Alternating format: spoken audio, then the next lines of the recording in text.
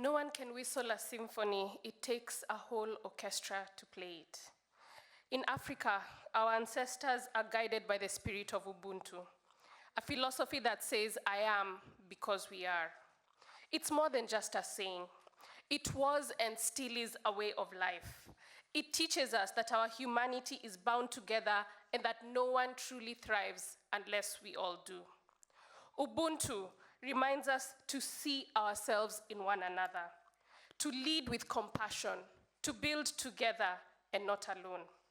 As we confront shared struggles like climate change, inequality, underdevelopment, and as now we've seen Azerbaijan's proposal for SDG 18, zero mines, this ancestral wisdom feels more urgent than ever. Collaboration is not only a necessity, it is part of our heritage. And it is in that spirit that we gather here today to reaffirm that the strength of the Global South lies in our unity. Over the past few years, having worked with different communities affected by climate change, this has shown me how deeply rooted and interconnected our challenges are. I remember working in Samburu County, one of Kenya's arid and semi-arid lands, where we helped establish a model farm in a local primary school. The project ended up becoming more than just a farming initiative. It grew into a lifeline for the community. It provided food, provided knowledge, and resilience in the face of increasingly prolonged droughts. Climate change in many places in Africa is not an abstract concept. It is a daily reality. It means dried up rivers, failed harvests, lost livestock, and tragically, rising tensions as pastoralist communities clash over rapidly dwindling grazing lands. This biodiversity loss and resource scarcity are not only degrading the environment, but also threatening peace and stability. These challenges will only escalate if we face them in isolation. This is why SDG 17, Partnership for the Goals, is so critical. It reminds us that progress is impossible without strong partnerships and shared responsibility. We must come together, NGOs, governments, communities, and global allies, to build resilience and restore both ecosystems and hope. For the Global South, climate change is an ongoing emergency. Rising seas are swallowing island homes. Productive lands are turned to dust.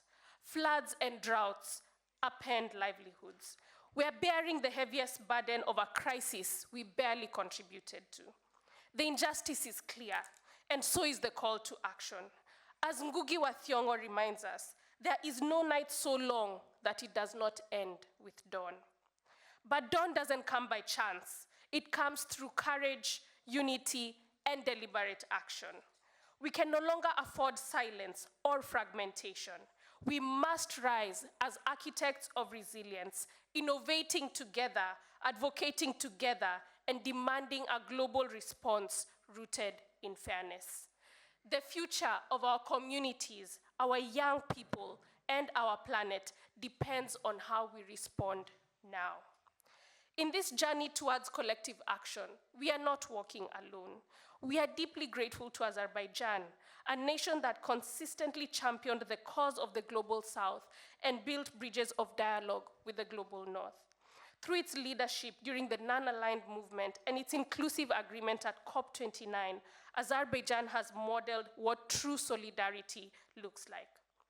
One of the most powerful expressions of this commitment was the support for the Global South Statement, endorsed by over 1,000 civil society organizations from 137 countries, a part of the exhibition we have today.